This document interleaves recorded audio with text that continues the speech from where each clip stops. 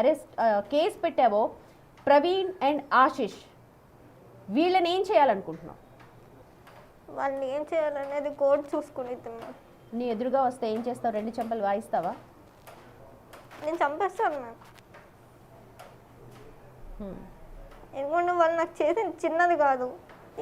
నేను ఎంత ఏడ్చినా ఎంత మొత్తుకున్నా మళ్ళీ తిరిగిలా అనేది నిజం.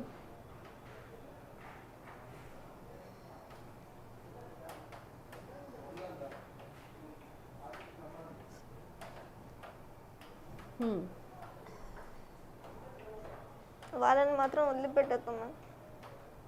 ఓకే, కోర్టు చూసుకుంటుంది ఖచ్చితంగా, నువ్వు నమ్ముతున్నావు.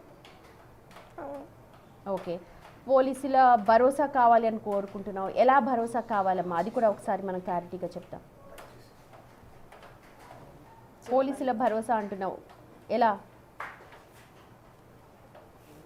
ఫస్ట్ నాకు ప్రాపర్ సెక్యూరిటీ కావాలి మ్యామ్. ఎలా సెక్యూరిటీ అని అంటే ఎలా అమ్మా, ఎలా అంటావు? సెక్యూరిటీ అంటే నాకు భయం వేస్తుంది మేము. ఇన్ని జరిగినాయి, ఇంకా ఎవరు రాకుండా ఉంటారు? వాడి నెట్వర్క్ ఎక్కడ ఉందో ఎవరికి తెలుసు?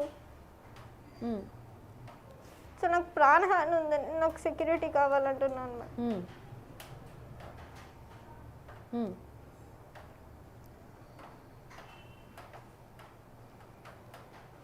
ఇంకేం అడిగారు మ్యామ్?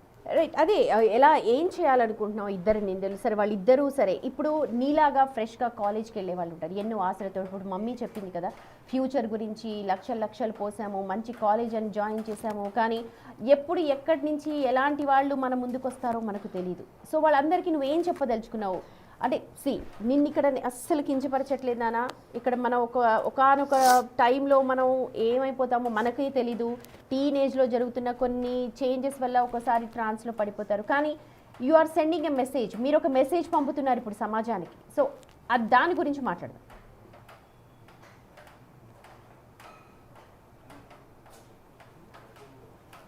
ఏం చేయమంటారు? ఫస్ట్ ఆఫ్ ఆల్ చెప్పండి. బాయ్స్ అనేది అమ్మాయిని ఒక అక్కగా కానీ చెల్లి కానీ వాళ్ళ ఇంట్లో మనిషి కానీ చూస్తే ఇంత ప్రాబ్లం వచ్చేది కాదు.